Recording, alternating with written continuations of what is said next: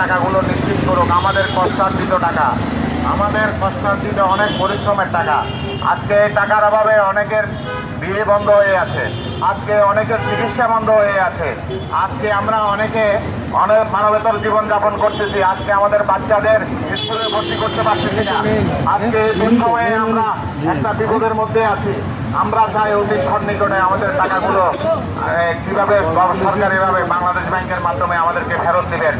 আপনাদের বাংলাদেশ ব্যাংকের নোটিফিকেশন ব্যাংকগুলোতে আমরা টাকা জমা রেখেছি। আমরা ইসলামিক মানসিকতার মানুষ হিসাবে আমরা কোনো অন্য ব্যাংকে টাকা রাখিনি, কিন্তু আজকে আমরা যে বিপদের মধ্যে পড়ে গেছি, আজকে আমরা মানবেতর জীবনযাপন করতেছি। আমাদের বাচ্চারা, আমাদের শিশুরা, আমাদের বাচ্চাদের চিকিৎসা করতে পারতেছি না অনেকে। আজকে আমরা বাচ্চাদের স্কুলে ভর্তি করতে পারতেছি না। আজকে আমাদের অনেকের মধ্যে ক্যান্সার রোগী আছে, অনেকে হার্টের রোগী আছে, তাদের অপারেশন করতে পারতেছে না, তাদের চিকিৎসা করতে পারতেছে না। তাদের অনেকের মেয়ে বিয়ে দিতে হবে, অনেকের ছেলে বিয়ে দিতে হবে, অনেক ঘর দুয়ার তৈরি করতে হবে। সেই সঞ্চিত অর্থগুলো আজকে আমরা অনিশ্চয়তার মধ্যে পড়ে গেছি।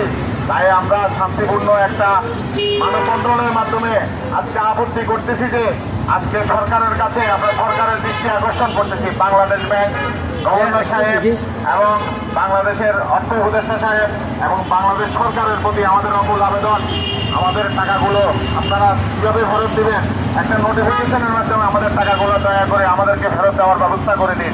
আপনাদের কাছে অকুল আবেদন।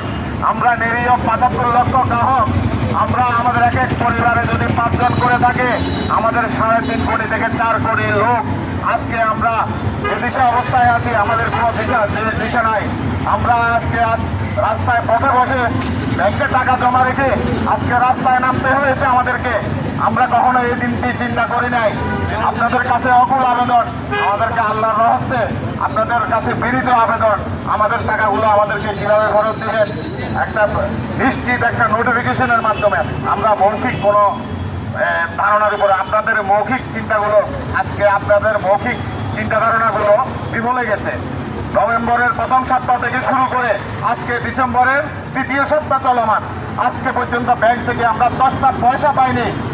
এই ডিসেম্বর মাসের শেষে জানুয়ারিতে আমাদের ডিসেম্বর মাসের সাথে আমাদের বাচ্চাদের ভর্তি আছে, আমাদের অনেকের গড়ভাড়া আছে। এই টাকার উপরে আমরা নির্ভরশীল। সব রকম লেনদেন বন্ধ করে দিয়ে আজকে আমাদেরকে পথে বসিয়েছেন। তাই সকলের কাছে দৃষ্টি আকর্ষণ করতেছি, আমাদের সাংবাদিক ভাইদের মাধ্যমে আমরা সবার কাছে আবেদন করতেছি, আমাদের কোনো পরিচয়হীনের অবস্থা আপনারা আমাদের অকুল আবেদনগুলো সরকারের মাধ্যমে পৌঁছে দিয়ে আমাদের অর্থ উপদেষ্টা এবং গভর্নর সাহেবের কাছে